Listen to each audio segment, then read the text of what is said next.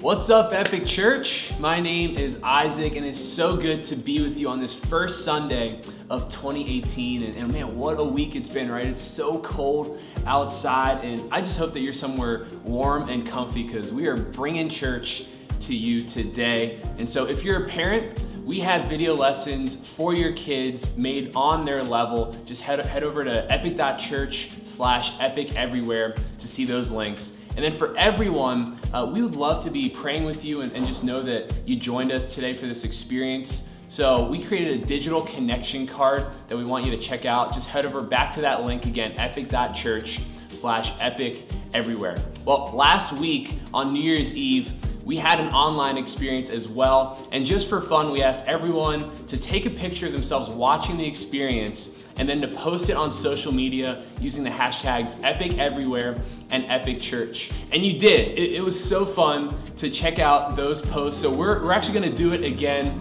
this week. But I wanna issue you a challenge. I want you to get creative, all right? We wanna see how creative and how fun you can get with these pictures.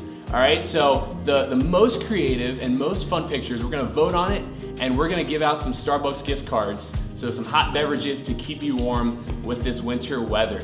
All right, so remember to use those hashtags EpicEverywhere and EpicChurch. And just to kind of get the creative juices flowing, some inspiration, we got some pics from last week for you to check out.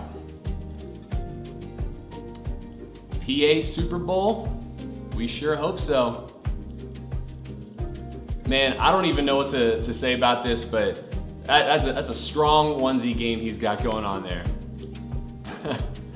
All right, well, hey, speaking of fun, something that's coming up in just 3 weeks on January 28th is Epic Day, and Epic Day is such a fantastic opportunity to bring some people along with you to church, and it's also the day that we're gonna be giving out our official 2018 Epic t-shirt. But here's the thing, you gotta be at the service in order to get the shirt, all right? So make sure to come, mark it on your calendar, January 28th. You will not wanna miss it. Bring some friends, your family, coworkers, whoever is in your circle.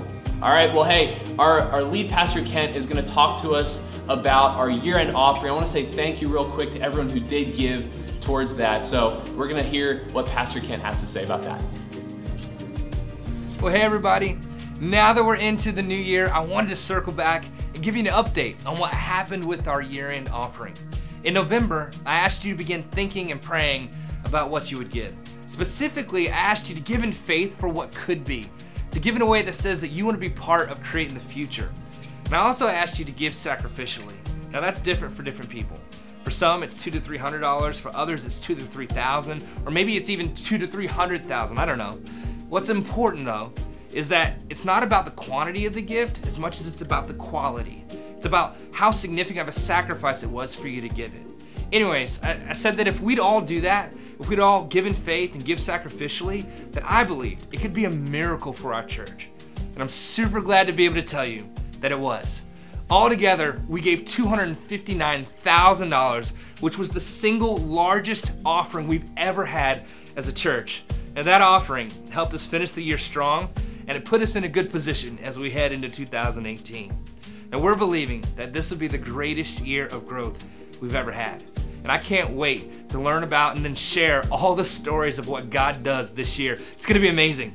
Now, I really wish that I could thank every single one of you individually. Thank you for giving with faith for the future, for giving sacrificially, for choosing to be generous, like really generous. Thanks for getting it and for investing in something that really makes a difference in the lives of a lot of people. If you didn't get a chance to participate, you still can, and we still need you to. Like I said, I'm believing that this is gonna be the greatest year we've ever had as a church. You know, in October, we're gonna be turning 10. 10, can you believe that? 4 new churches and literally thousands of people's lives that have been impacted in that time is pretty amazing. That said, I really believe that our next 10 is gonna be our best 10. But let's make sure we round out this first decade really strong. You with me? Listen, good things ahead. Not just for the church, but for you. I really believe that. Come on, let's get it.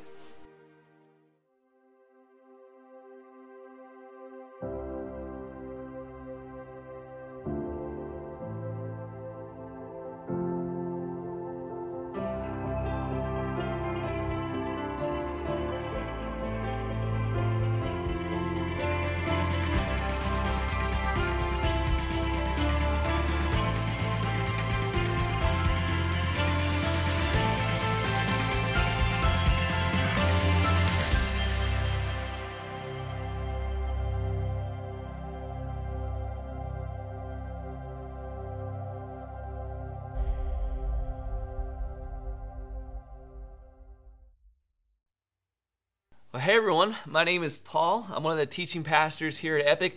Hey, welcome to Epic Everywhere again. So if you're watching this at some point in the future and you don't know why this is going on, hey, basically Philly turned into Antarctica this week.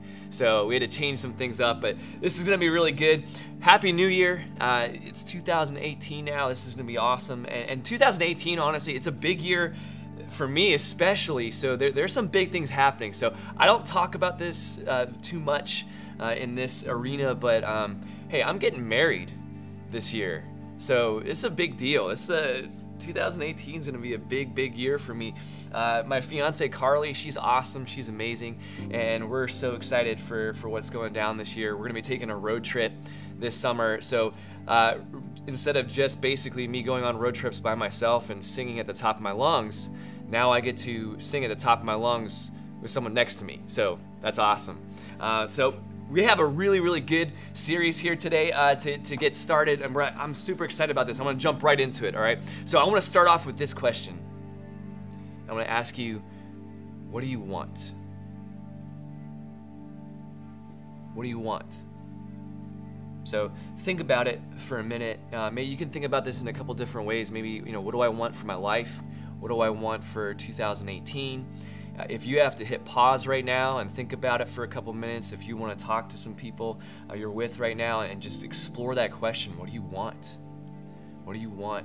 And the thing is, that question's a little bit trickier. It's not as easy as you might think it is. And I think this is why. Because there's what you want, and then there's what you really want. There's what you want, and there's what you really want. And the tricky thing is, they're not always the same. They're not always the same thing. And so we've talked about this a little bit before at Epic, but we're gonna dive into this now with this series. And the series is called How to Get What You Really Want. And it's a 3-part series. So part 1 today, we're gonna just explore this question. What do you want versus what do you really want? And what's the difference there? And in part 2, we're gonna talk about, okay, even if you know what you really want, why is it so hard to get it?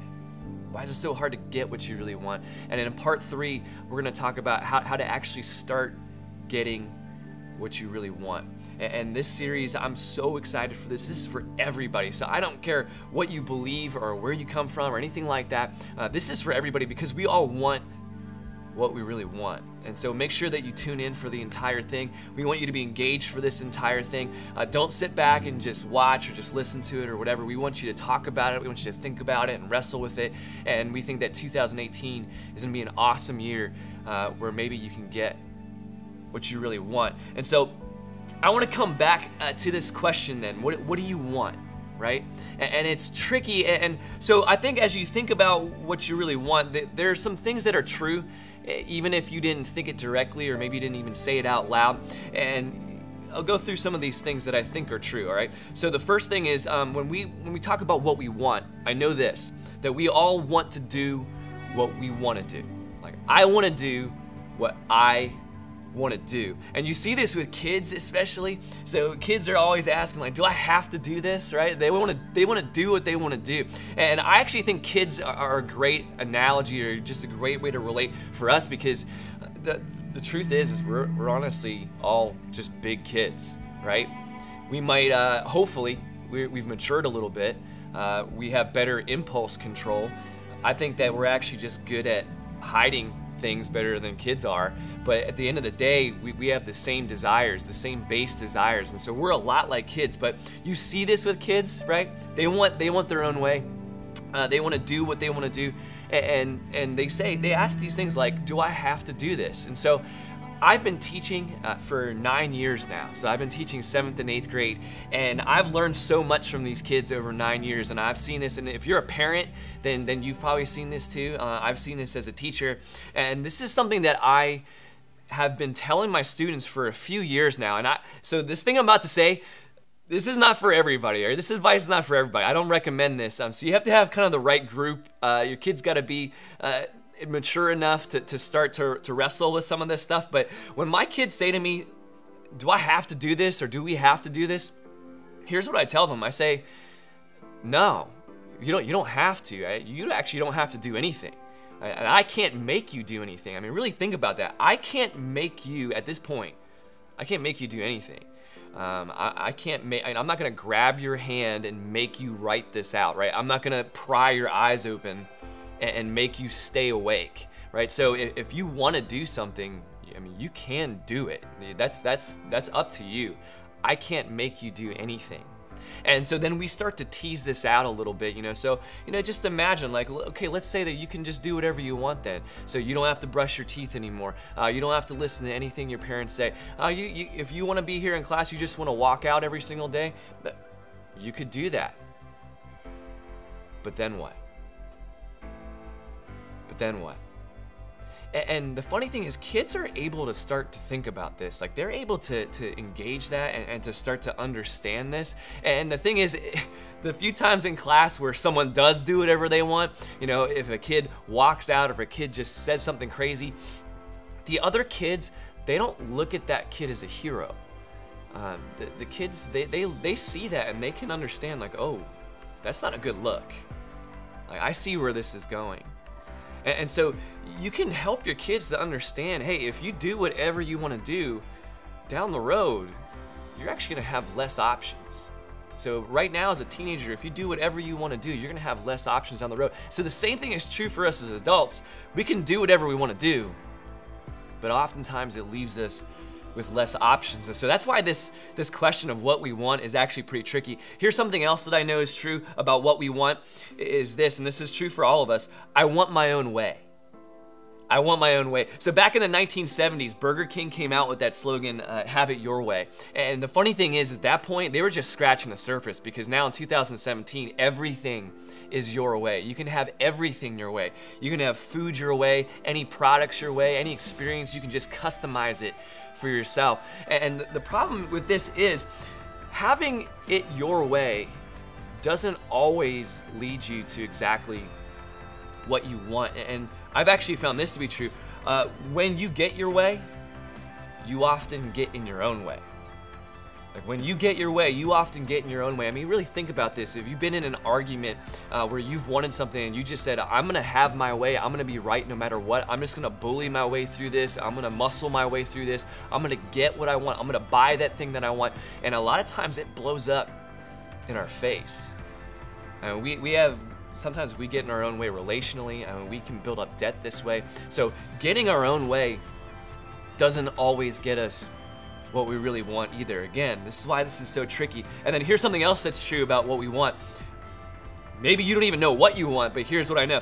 I want it now, right? So even if I haven't figured out what I wanted, I know that I want it now. Whenever I do figure out what I want, I know that I want it now. I mean, our entire culture is all about this right now.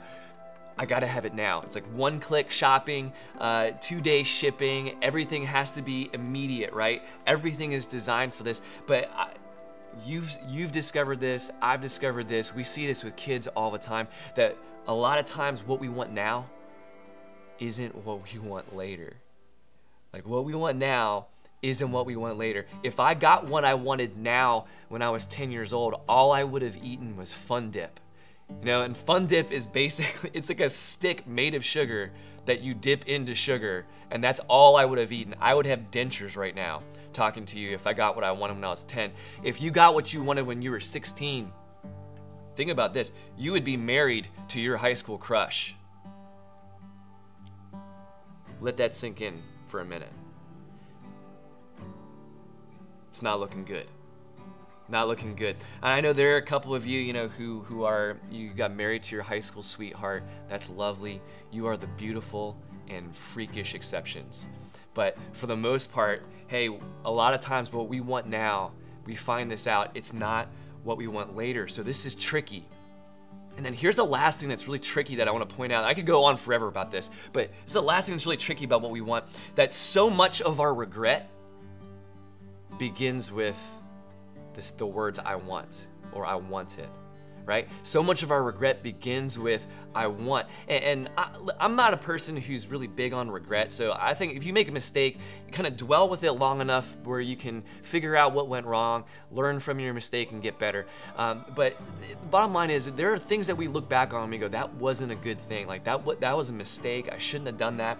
And so much of it started with I wanted this. I wanted to be with that person. I wanted to do this thing. I wanted to have this thing. And now we're realizing, I wish that I could go back in time now and not get what I wanted.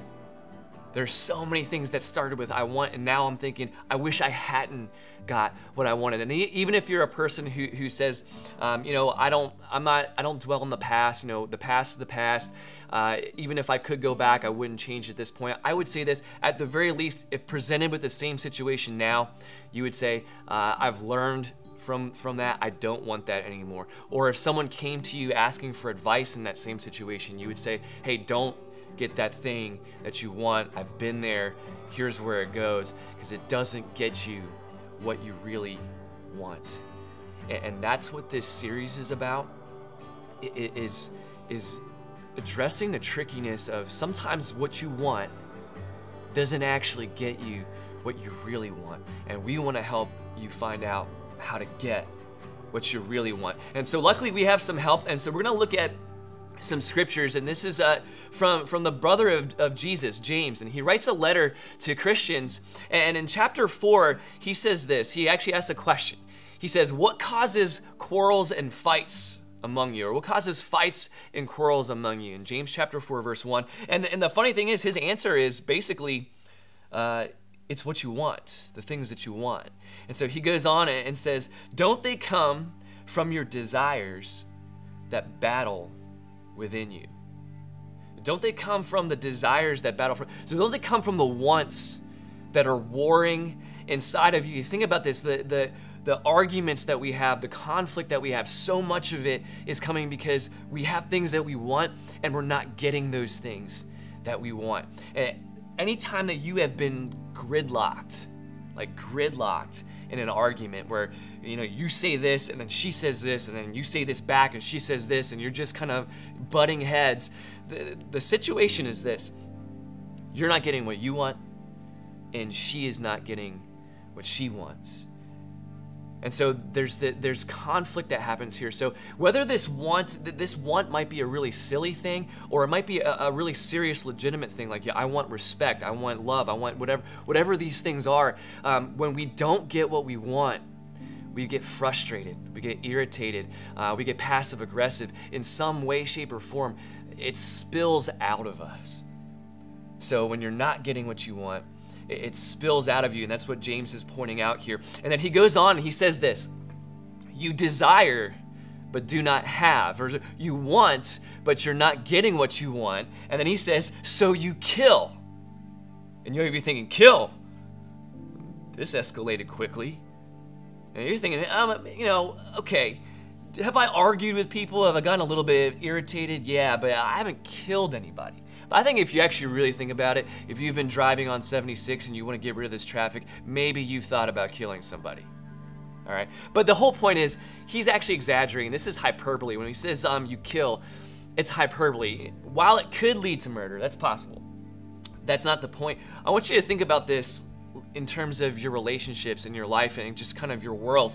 How many things have you killed because you weren't getting what you wanted, or because you wanted something so bad? I mean, you can want a relationship to death. I mean, you can suffocate a relationship because you want something so bad from somebody. You want a certain type of response from somebody. You want them to do something for you. You want them to spend all of your time with you. You can actually you can actually push somebody away because of something that you want. Or if you're in a relationship, or if you're married, and you have all these different wants, you can't tell which one is the one that you really want, but so you follow this, and maybe right now your want is this other person or this other thing, and then so you go after that one, and then you hurt the person that you actually love, and so you actually kill a part of your relationship. Some of us have lost relationships because we chased something that we wanted. Some of us have lost opportunities because we've chased something that we've wanted. So that's what James is getting at here. And he goes on and he says, you covet or you pursue, or you chase, but you cannot get what you want. So you quarrel and you fight. So you want these things, you can't have them. You want these things that you can't have, but and it causes us to quarrel and to fight. There's conflict. We're unsatisfied. We're irritated. It's spilling out of us. This is going to keep on happening until we can finally get a little bit closer to what we really want. To what we really want. And the bottom line is, we probably shouldn't get what we want. You know, like we probably shouldn't get everything that we want. I've seen this 100 times, like, thank God sometimes for unanswered prayers, because I think about some of the stuff that I've prayed for, and now looking back, I'm like, I can't believe I asked for that. I'm so glad I did not get that thing that at that time I wanted. And the problem here really is, we don't know what we really want. We keep chasing these things that we want because we don't know what we really want. And this is the truth, and I'll kind of just word it this way. We don't know what we really want because we're so distracted by what we want. Does that make sense? Like, we don't know what we really want, like what we really, truly, deeply want, because we're so distracted by everything else that we want, because there's so much, everything, you have to understand, everything in our society right now is designed to just throw in your face the things of now, like right now, like what's your impulse, what's your desire right now? How can I get this thing right now? Oh, there's this, there's this, there's this, there's this, how can I have this now? And it doesn't take into account this long view. So we're so distracted. We're chasing this thing and we're chasing that thing. We're chasing this thing. We're going after that one, that we don't even have time or the capacity to think about what we really want. But in the shadow of this want and these wants that are in front of my face lurks the thing that we really want. And we're gonna get into that. And so James, he has a really interesting thought about this. So James chapter 4, verse 2, he says, you do not have because you do not ask God. You do not have because you do not ask God. Now there's a few different responses to this, right? Because you may be thinking, okay, first of all, I don't ask God because I don't think that God has what I really want. So that might be you. You might also be in this camp. I don't ask God because I know what the answer is going to be. Like, I don't ask God because I know He's going to say no. It's the same thing that we did when we were kids, right? I'm not going to ask Mom because I know she's going to say no. So I'm just going to go ahead and do it anyway, right? Because I want to have my own way, right? So maybe you're not asking because you don't actually think that God is going to say yes to that thing. Or maybe you're in this camp. Oh, yes, I have asked God. I have asked God for the thing that I want, and He hasn't come through. Like, He hasn't followed through. He hasn't answered that. So I've asked. Now, to follow that up, James continues, and this is just such a good thing here. Verse 3, he says, when you ask, you don't receive, and here's why. Because you ask with wrong motives, that you may spend what you get on your pleasures. And so when he says wrong motives here, this is a certain translation of a Greek word, and it's a tough word to kind of translate, and wrong motives might not actually be the best way to think about it. And so here's more of a direct translation of this verse, all right? So here it is. It's when you ask, you do not receive because you ask badly. You ask badly. And it's another way to think about this is you're basically asking for the wrong things. This is like a kid who asks, like, hey, can I just eat some sugar right before bedtime? And James is saying, hey, we don't receive because we're asking sort of incorrectly. And this is what ends up happening because we ask for the things that we want, but there are these wants that only satisfy temporarily. So I want this thing, and then sometimes the thing is, even if I get this thing, I find out that I don't want this thing anymore. Or I get this thing and I find out that I'm not satisfied. I get this thing and I find out that I actually want something else, or I need more of it, or it's not enough, or something like that. And so we get caught up in this endless cycle of wants, of these temporary wants. And these are the things that we're asking for, right? That I want this and I want this and I want this and I want this, but we're only being temporarily satisfied. And we're not getting what we really want. And so that's what he means when he says we're asking badly. We're asking for these things that we want, but they don't get us what we really want. And the thing is, God wants something for you. He wants the things that you really want, not just the things that you want right now, temporarily.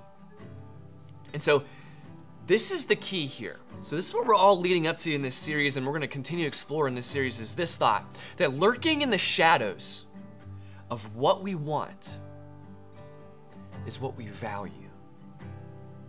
So all of these things that we want, and we're being distracted by this and being distracted by this and being distracted by this, lurking in the shadows of these things that we want is what we value. And so in this series, to help you get what you really want, we want to help you discover what you really value. And this is true.